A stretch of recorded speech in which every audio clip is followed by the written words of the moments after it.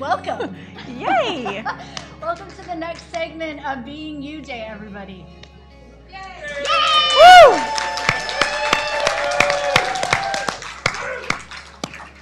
So we were so lucky to have Dane with us for the first hour. Oh. Welcome to International Being You Day, Part 2. It helps to turn the microphone on. Well, and the thing about being you is you can just choose again 10 seconds later. Just turn your mic on and off, and we'll see. Okay. It's very interesting being up here, so I'm just acknowledging it. We're going to have way too much fun.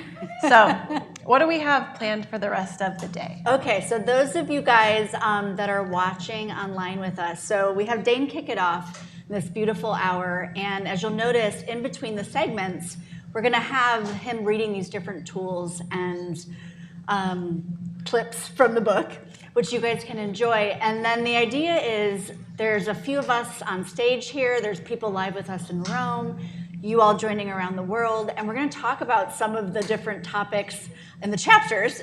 And we have no idea what that will look like. So we're just going to see how it goes. So we have a little plan, but we'll also just follow the energy and have fun. It sounds like a spaceship is coming to take us. I heard that too. Yeah. So one of the things that we got together when we looked at creating this day, so this is the third Being You Day, and every single time it's been different, which is really cool. And we got to meet with Dane, and we were looking at what this would like to be. And this book, Being You Changing the World, is basically asking for its voice to be heard again in the world. So if you haven't read this book, if you're watching this, if someone randomly sent you this live stream and you have no clue where you are, this book is amazing. It was written 12 years ago. Yep. It's in 20 different languages. If you are watching on beingyouday.com, you can actually buy a copy. It's on paperback, it's on audio, it's on whatever else you read books or listen to books on. Basically, you can find it. And I don't know about you, Emily, but this book has been like a guiding source. Yeah. Anytime I have something going on, will randomly open it to a different page or listen to the audio, and it's exactly what I needed to hear in that moment. So today we're going to be going through every single chapter and asking people to share their stories of change, their favorite tools with you all so that you have a different inspiration for what this book could be for you and these tools for you. Yeah. And if you guys are finding this, we're also streaming on YouTube, on Facebook. So if you haven't gone to beingyouday.com, or if right now you're watching the stream, there's all sorts of other stuff on the website. One of the places we've been inviting people to is a Telegram thread, which has thousands of people from all over the world who are also interested in something different, interested in celebrating this. They're crazy, gift. like you. So there's that there. There's a beautiful email series. If you want to continue this, yes, this changed my world. I'm lighter after this. What is more? I would like more of this Being You adventure, really. There's a beautiful email series on there that you can sign up for some are just little snippets. Snippets reminding you of you. Yeah. Yeah. So enjoy. I know there's merch if you love merchandise. You can buy T-shirts and pillowcases and water bottles. Just go crazy. There's different videos of inspiration of all sorts of people out in the world being them. Those are some of my favorites. Who's the girl? Did we add that one girl? Do you remember the girl that we just added? Oh, no, I can't remember her name. Find the playlist. Find the playlist and find all sorts of videos. And then also you can share in Telegram. If you just get inspired by somebody who's being them in the world, you can share it there and we'll add it to that Being You inspiration playlist. Cool. Okay, I think, did we cover all the details? I don't know.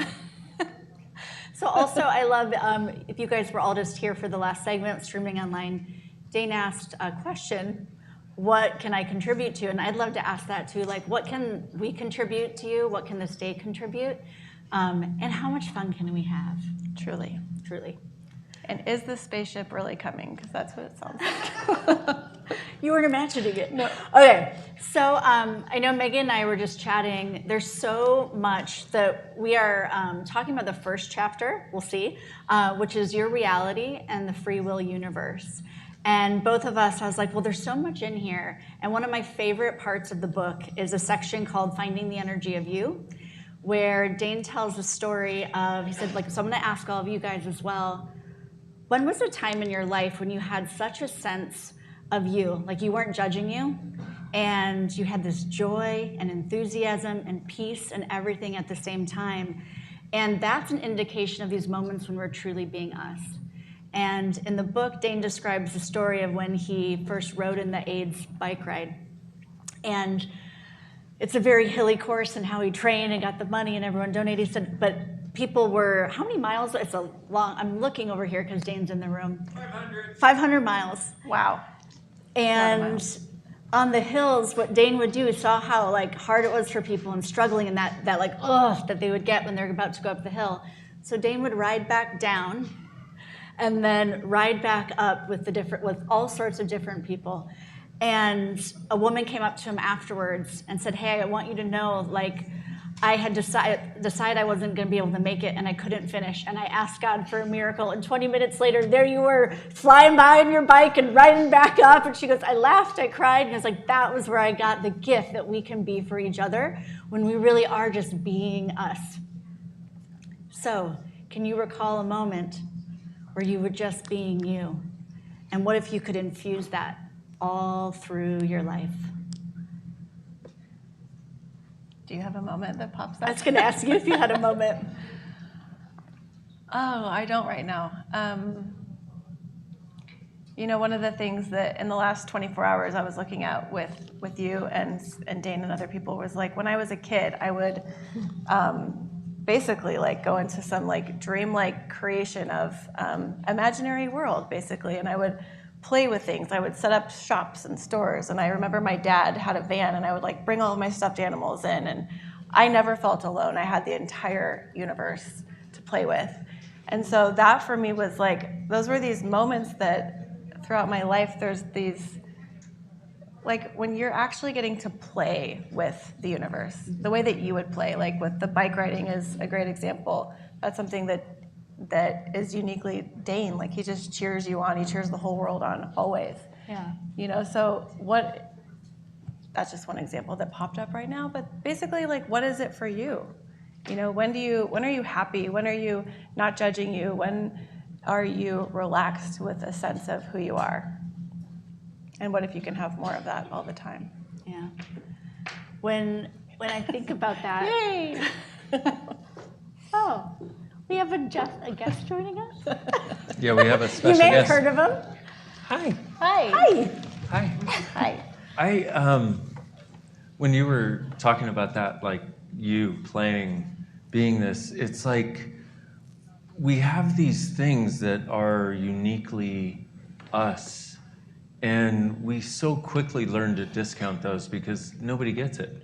When you're truly being you, when you have that enthusiasm, that gratitude, you're there. There's no thought, there's no anything that anybody else can put to it. And with the thing on the AIDS ride that you mentioned that's in the book, it's like, for me, like literally you would see these people who were these grandmothers that were riding because somebody they knew had died from AIDS. And they're like, I'm gonna honor their memory by doing this and raise money for other people who are struggling with this, right? And here I was, and I was not in great shape, okay? But they inspired me so much. I wanted to let them know, man, you got this. And so literally, like, riding up the hill going, oh my God, this is the biggest hill I've ever been on. I'd never been on a hill this big. And then I would ride down going, riders, you got this, let's go! And then I'd ride up next to them, again, and they'd be like, okay. And you could have this sense of they knew somebody had their back. Yeah. And that's, for me, that's part of the greatness of us. That's part of the gift that we offer this world is that sense of being willing to contribute everything. Like, I see you, I know that you have this. And all some of us require sometimes is an acknowledgement that somebody sees us. Yeah. Somebody actually gets us. And this idea of your reality and the free will universe, like, it's like, this is where we recognize that we actually do know. And we've chosen this at other times in our life. And it can be so helpful to realize if I've chosen that before, I actually know what it feels like. I know what it's like in my cells when I'm having the play, for example. Like Emily told this story one time about when she was a little girl, and there were these little, like nobody else saw them, but there were these little, almost like monster heads that were in the hallway, and she would run and jump over them. And on the way to the bathroom, not on the being way to the scared. In the bathroom. middle of the night, I was like, "Oh, cool! There's a little monster. There's a little monster. There's a little monster. I'm gonna run around him."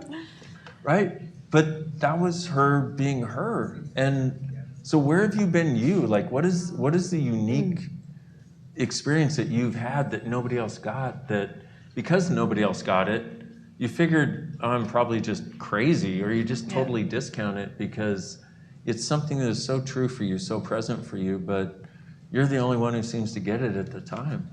But what if it's a world filled with us weirdos? The original meaning of weird, of spirit, fate, or destiny.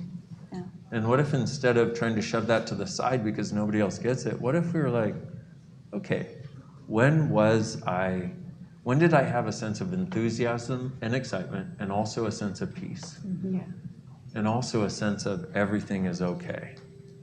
And tap into that again, not because you need to go there and live it, but because you can bring that awareness here, now, and recognize that anything you do that's truly you, that's actually really true for you, is going to have some part of that. I love in the book you talk about the free will universe and how could that actually be if your life is a certain way, like how is it actually a free will universe? And I think of like when you're a kid, when I was apparently upon the age of 3, I started like really following the rules really well, but Okay, wait, how many of you did the same thing? How many of you like around 3 years old or 5, 6, 7, 8, 9, whatever it was for you? At what age in your life, just get the sense of this or ask this of yourself, at what age did you just start following the rules? Okay, does anybody want to throw up? Yes. Yeah, that's That's the so age. Yeah. So everything that is, and everywhere you decided that was going to be the way to make your life work, but also the way to make things work for other people. Totally. Yeah. So that they were not so uncomfortable around you, or so that they felt better about themselves. Will you destroy and uncreate all that? Yeah. And realize you're not following the rules as a gift to all of us? Because I don't know about you, but looking at the world where people are trying to follow the rules, they're not very fun rules to follow. Right and wrong, good and bad, pot and pock, all 9, shorts, boys, po-bads, and beyond.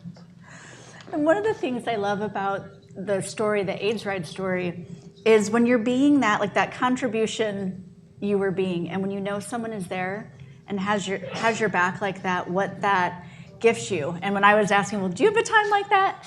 And one of the times I really had that sense was when during the birth of my first daughter, and I'd hired a person to be there, a doula, who's there to contribute to you the entire time. And I realized to have this woman who was present and there to get you anything, to get you hot water, get you tea, rub your back. And I was in labor forever, like 40 some hours with no drugs. And I was having supposed to talk about that.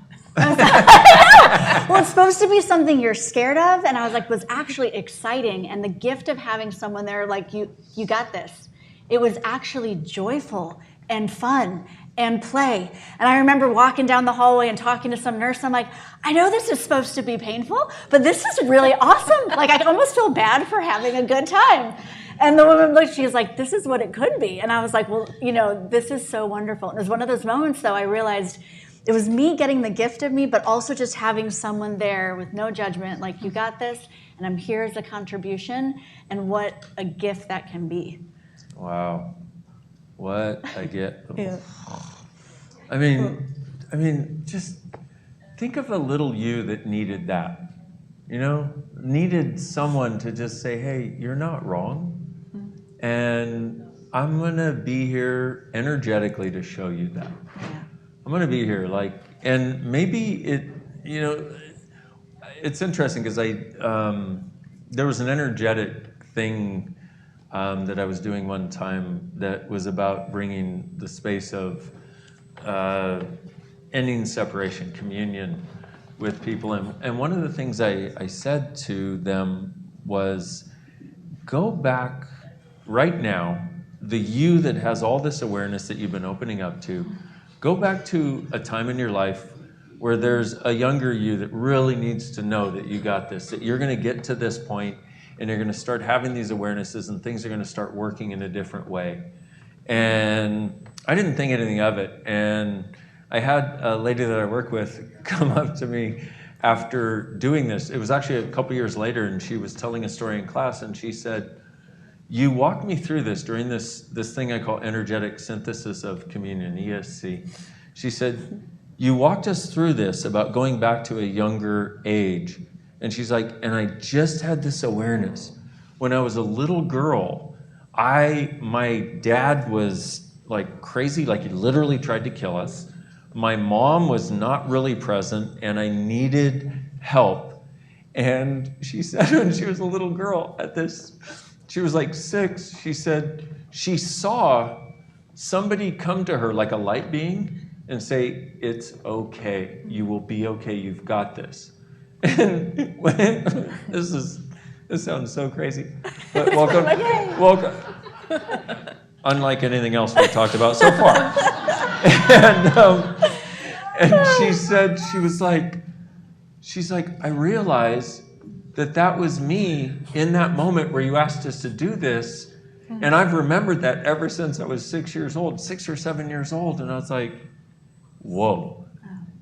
That was one of the awarenesses I had, that a lot of these energetic things that we do when we're truly being us, they're actually happening. They're not just in our minds. We're not delusional. You're like, how do I follow that? Yeah. Well, I would love to ask you, one of the things also that's from this chapter is, you talked about what you talked about when you started the day as well. It's like we think we've been given these certain building blocks to figure out how to change things. And when we're not seeing our lives in the world the way we know it could be, we're kind of like make ourselves wrong for not being able to do it. And one of the things you walk through in here is the energetic creation of your life by playing with an energy ball and giving people the sense of that. Do you want to do it? Yeah. I want to do it. Anybody else want to do it? Yeah. Okay. People in the room do. Okay, let's do it. Okay, so, wow. Okay, so, sorry, having energetic awarenesses that have no words. So here's what I'd like you to do is get the sense of waking up in the morning, and you don't know how any of this is going to occur, by the way, okay? Imagine you have a magic wand, or you know somebody who does, who's willing to work on your behalf for a little bit, okay? So this is all occurring in some way you can't and don't need to figure out. Get the sense of waking up in your life and being so happy to have the life that you have, whatever that is, and being really grateful for it. Okay, and I'm going to run you through this really quickly because it's not about visualizing it. It's about getting the momentary awareness before you think. Okay, now get the sense of having total ease and joy with money.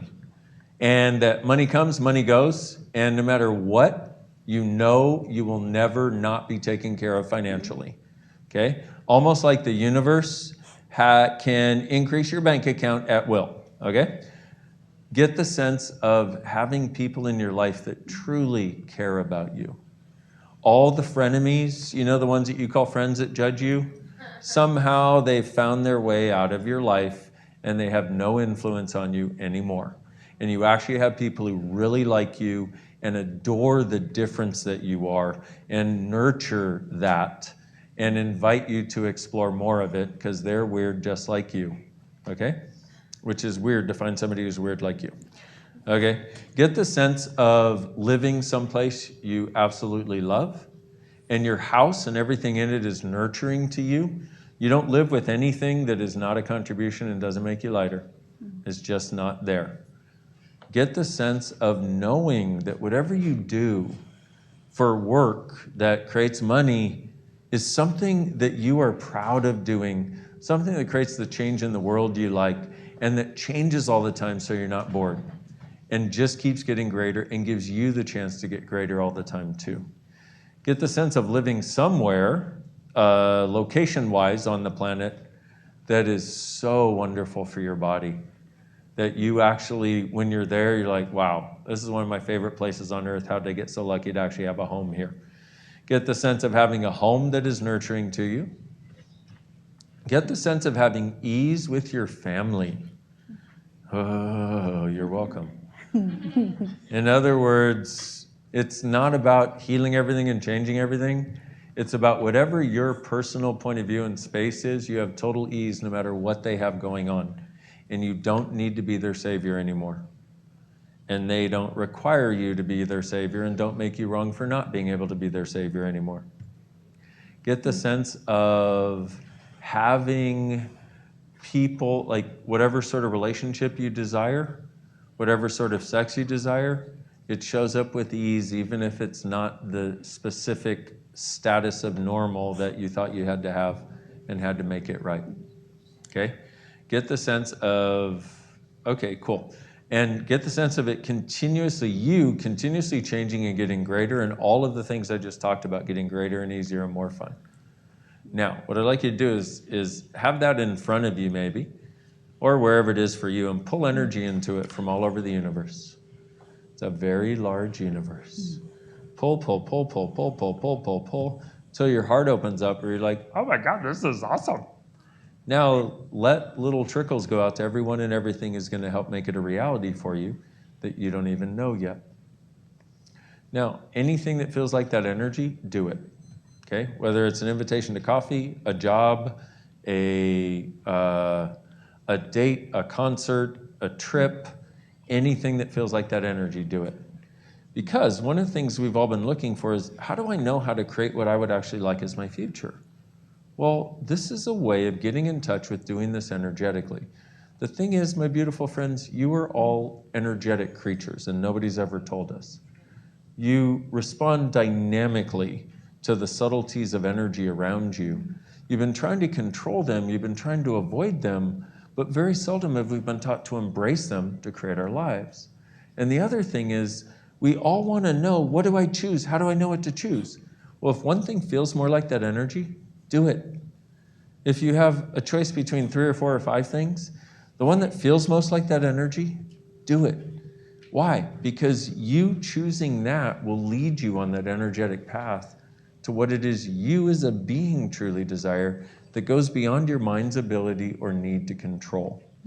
This is where the need to control can finally start going away in favor of the energetic capacity you as a being have. I did this 23 years ago. It's part of the reason I'm here right now. Long before the Being You book, I got this tool. And I did it, and I didn't think I was doing it right. So if you're not doing it right, me too, okay? And it still works.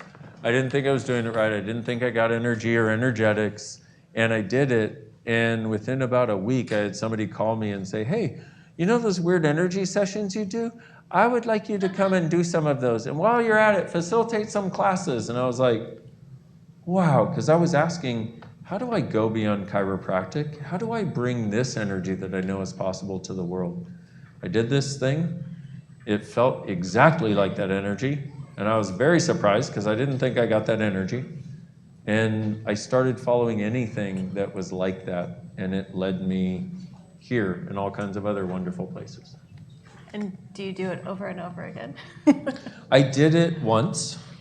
And then I did it again a couple years later when I realized I wanted more in my life. Yeah. And what was interesting was I couldn't even remember what it was like 2 years before when I did it the first time.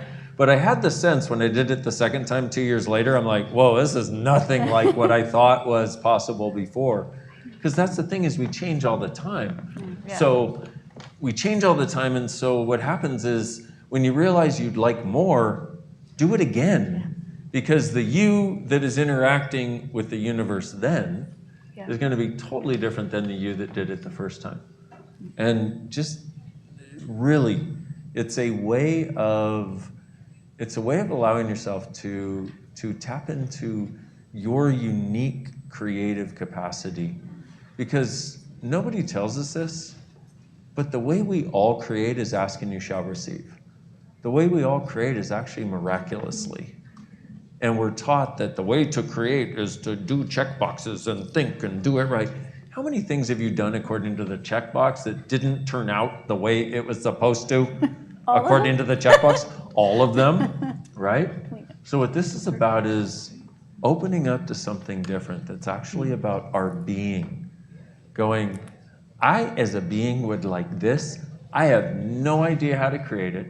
So what I'm going to do is tap into the awareness of what that would be for me to have it, but not try to define what having it is, more like get the sense of being it. And what's interesting is this world we live in has miraculous ways of allowing things to show up for us. When we will get out of the way and stop trying to control the outcome and let the universe do its job. The universe's job is to contribute to you. That's his job. Let's let it do its job. And then we get to play. Like Yeah. that is such a beautiful energy of what play can Yeah. be and from being us. Yeah. About the you. energy. Like if I love how it's all about the energy, because if you like think you want a certain job, but if it doesn't match the energy, it doesn't matter if Oh. that is what you think you want. You Yep. know, like this is such a different way of creating your future. Well, I mean, how many things have you done where you're like, oh, this is going to be the right job because everybody says it, so, and I'm going to make this much money, I'm going to do this. And yet, when you go to do it, when you go to say yes, you get this twist in your gut. Totally. Remember, what's true for you always makes you lighter. A lie always makes you heavier. So, and a lot of you are like, oh, I'm going to be in this relationship, I'm going to be with this person. And you go to do it, even though they check all the boxes. Totally. You're like, oh, they look this way, they make this much money, my mom likes them, my dad doesn't hate them and doesn't want to kill them like all the others, okay, so, and, but, you know, and they live in the right place, and, oh, they have the right color car, and, you know, and you're like, okay, well, yes, I will be with you, let's get married, and as soon as you say yes, it feels like, well, that's our awareness of the energetics of it. Yeah. And I'm just going to tell another little story. I got engaged based on that 23 years ago. Over 23 years ago now. Because I was with somebody and I knew she wanted to get married, and I thought this would be the way to show her that I actually loved her, which I knew she required. I wasn't that interested in getting married. I was willing to. Whatever. Okay, I'm a guy. Like, okay, I'll do whatever you want. Okay. Gentlemen, you know what I'm talking about, right? Yeah, I know. Sorry. And so, you know, and she was like, she wanted this and this and this. She checked the boxes, and I'm like, okay, she needs me to marry her. Okay, I will marry her. By the way, please don't get married under those conditions. Please. So anyway, I created the most romantic getting married invitation. Proposal. Proposal. Also known as a proposal. Thank you. I know, I was like, what is that word again? I would forget Yeah, I have tried to block it from my memory is basically what's happened. But I did it because it was the right thing to do. It fit the next step that I was supposed to take. It fit what she wanted. In other words, it fit everything outside of me. I didn't know what was true for inside of me. My entire life I'd learned to do all the right stuff outside of you and everything will work. That's what I was taught, like most of us. And so from the moment, like even before that evening of asking her, my world started caving in, like in a way, I thought my world was caved in before. I didn't realize how caved in my world could get. And it was just like, and my heart was beating and blah, blah, blah. And I'm like, will you marry me? And she was like, yes. And I went, oh no. You know, and I was hoping, because she had so much judgment of me. She didn't like me at all, right? But I didn't, it's a long story. But a lot of us are with people like that because, once again, they match the image or they match the check boxes. I wasn't connected to energetically. I didn't realize this energetic thing existed, even though I knew when something was off, but I didn't know what that was. Yeah. I didn't know what that weird twisted feeling was. Now I know that's something that's off. What's true for you makes you lighter. A lie makes you heavier. And twisted and messed up and unable to breathe and your guts closed down is heavier, just in case you didn't know. Okay, just, you're welcome. Okay? And so this was what occurred, and I felt like everything in my life stopped. I could not smile. And I was like, I didn't know what was going on. And I had finally started having people ask me questions like, hey, what's up? What's true for you? And I started realizing that this idea of doing this because of matching the check boxes wasn't true for me, but the whole idea of going into this with this person, it wasn't my idea, it wasn't my thing. And I was like, whoa. And once I finally realized it, I realized what I had done was I'd gone against my knowing, because my knowing was that twisting of the guts and the palpitations and the shutting down of my digestive system. Near heart attack. And the almost heart attack, yeah. And, and it's not that she's a bad person or she's wrong. Right. Yeah. It's not about that at all. It's not that I was a bad person or wrong. It was just nobody ever gave me the awareness that the energetics will always tell you what's true. Yeah. And we can use that and we can follow that to create a life and living that really works for us. And the interesting part about it is, as we're doing that and we're making more choices for lightness, our life gets lighter and lighter. But as we do that, the interesting part is it gets lighter not just for us, but for everybody in our lives. And it's only the people that really want to stop us from that lightness and that happiness. And a lot of us have at least one person in our lives like that. We don't know why, but we do. But they are the only people that seem to get heavier as we follow this path of lightness. Everybody else starts to get lighter too, and they feel empowered. And as you get lighter and you start getting happier and you start having a sense of following your bliss, if you will, your joy, what's true for you, what makes you more grateful, what makes you feel more connected, what makes you like yourself more, you start to be even more of a contribution for other people. And we have so many people out there in the world that are trying to do the right thing that it's not about their own thing, what's true for them. Which is why here we are once again at a day called Being You Day, which is about, let's find out what's true for us. Let's have some conversations that actually empower us and inspire us to go in the direction of what creates a lightness and a space and a joy and a gratitude and a sense of true abundance of self in our world. Yeah. Yeah. Yeah. Let's do that. Let's do that. Thank you, Dane, for Thank you. surprise joining us. Surprise! And being part of the day. Thank you. Thank you, guys. Thanks, y'all. Apparently, you got quite a bit more ahead.